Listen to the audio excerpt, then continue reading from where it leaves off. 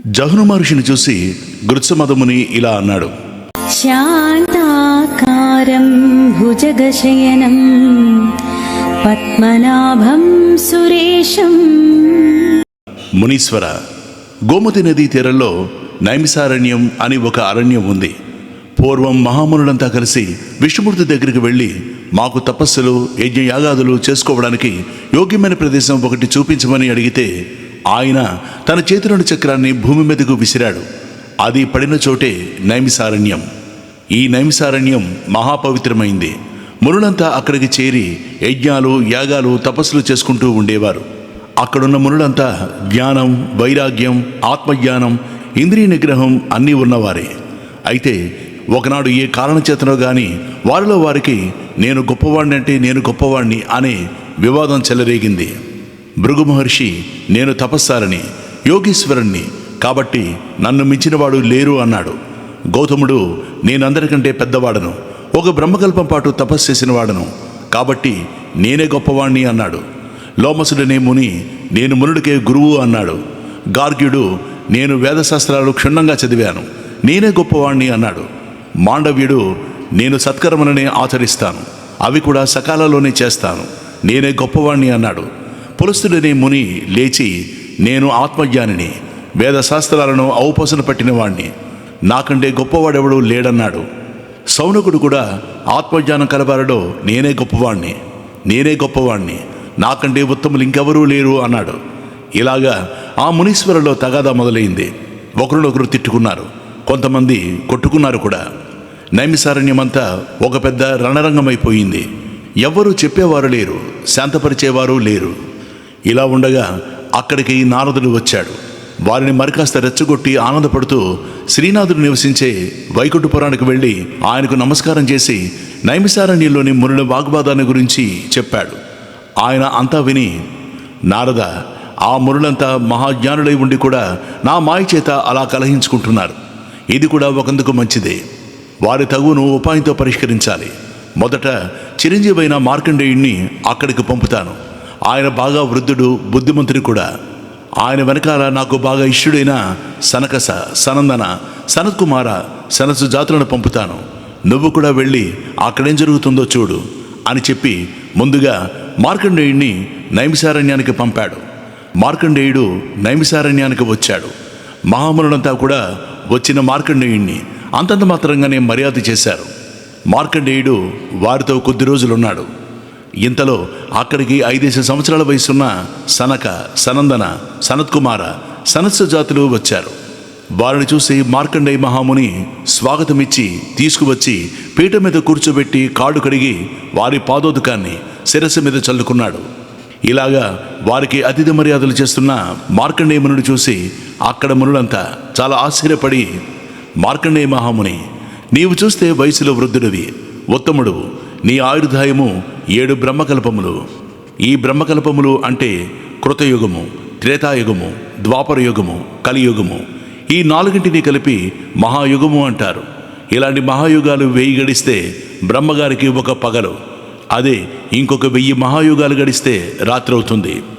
సహస్రయుగ పర్యంతం అహర్యద్ బ్రహ్మణో విదుహు, రాత్రియుగ సహస్రాంతం తేహో రాత్రవిదో జనాహ అని గీతావాక్యం. ఇలాంటి 360 రోజులు బ్రహ్మగారికి 1 సంవత్సరం. ఇలాంటి 100 సంవత్సరాలు ఆయన ఆయుర్దాయం. దీనినే బ్రహ్మకల్పం అంటారు. అలాంటివి 7 బ్రహ్మకల్పాలు మార్కండేయ మహామునికి ఆయుర్దాయం. అలాంటి మహాత్ముడు 5 సంవత్సరాల బాలకులైన ఈ సనక సనందనాదులకు స్వాగతమిచ్చి వారి కాళ్ళు కడిగి తల మీద చల్లుకుంటున్నావేమిటి?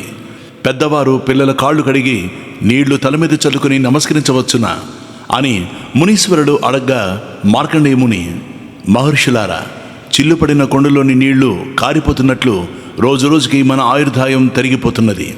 ఎన్ని బ్రహ్మకల్పాలు బ్రతికినా చివరికి మృత్యువు తప్పదు. ఎక్కువ వయసు ఉన్నందువల్ల, వేదశాస్త్రాలన్నీ ఔపాసన పట్టినందువల్ల కానీ, యోగాభ్యాసాలు, ఉపవాసాలు, తపస్సులు, యజ్ఞయాగాది కర్మలు చేసినందువల్ల కానీ ప్రయోజనమేమున్నది? జ్ఞానం లేని పసిప్రాయుడు చిరంజీవి అయితే మాత్రం లాభమేముంది? జ్ఞానం సంపాదించిన వాడి జీవితం స్వల్పమైనా అదే చాలా గొప్పదవుతుంది. జ్ఞానికైనా అజ్ఞానికైనా మరణం తప్పదు, మరణించిన వారికి తిరిగి జన్మించడం తప్పదు అని భగవద్గీత కూడా చెప్పింది కదా. ఇలాంటి అశాశ్వతమైన శరీరం ఉన్నవాళ్ళు ప్రతిదినము ఆ శ్రీనాథుని పవిత్ర నామస్మరణ చేస్తూ అతనిని ఆరాధిస్తూ ఉండేవాడి జన్మం నిజంగా సార్థకమైంది కదా. మహాత్ములైన సనక సనంద సనత్కుమార సగస్సు జాతులనే ఈ నలుగురు మహామునులు బ్రహ్మగారి మానసపుత్రుల్లో మొదటివారు. వీరు నారాయణ భక్తులై తమకు 5 ఏళ్ల వయసు ఉన్నవారిలా కనిపించేటట్లు శ్రీపతి వల్ల వరం పొంది ఉన్నారు. కానీ వీరి వయసెంతో ఎవరికీ తెలియదు.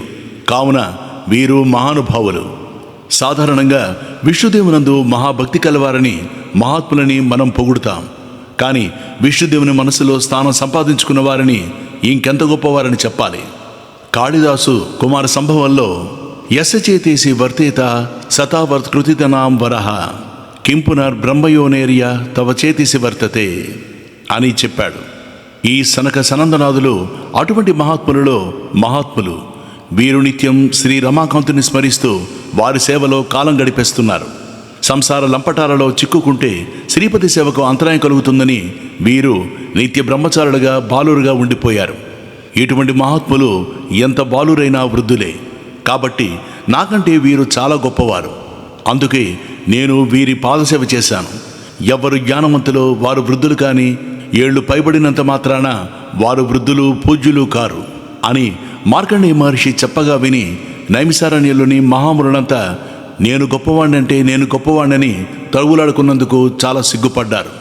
వారంతా మార్కండేయ మునికి సనక సనందనాథులకు పాదాభివందనాలు చేసి పూజించి, మేము మీ ఇద్దరి వలన విష్ణుభక్తి మహిమను తెలుసుకున్నాం. మాకు వాసుదేవుని మహిమ అనుగ్రహించే జ్ఞానాన్ని ప్రసాదించండి అని మొక్కుకున్నారు. నారదుడు వైకుంఠ ధామానికి వెళ్ళి నైమిసారణ్యంలో జరిగిన విశేషాలన్నీ శ్రీనివాసుడికి తెలియజేశాడు. నారాయణుడు వ్యాసునిగా జన్మించి వేదశాస్త్రాల సారాన్ని పురాణ రూపంలో వ్రాసి సూతుడు అనే శిష్యుడికి బోధించి ఈ పురాణాలను ధర్మ సూక్ష్మాలను ఆ మునులందరికీ బోధిస్తూ ఉండమని ఆదేశించాడు. ఆ సూతిని వల్ల సౌనకాది మహామునులంతా ధర్మాలు తెలుసుకుని అహంకారాలు వదిలి ప్రశాంత చిత్తులై పొండరీకాక్షుణ్ణి పూజిస్తూ జీవిత శేషాలు గడిపి పరమేశ్వరానుగ్రహం చేత మోక్ష సామ్రాజ్యాన్ని పొందారు.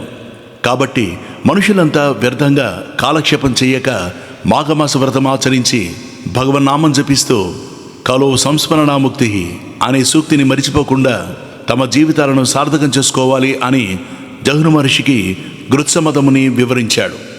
ఈ కథల వల్ల మానవులుగా పుట్టిన వారందరూ జ్ఞానం సంపాదించి నారాయణ నామం చేస్తూ తమ జన్మలను సార్థకం చేసుకోవాలని అందరూ గ్రహించాలి.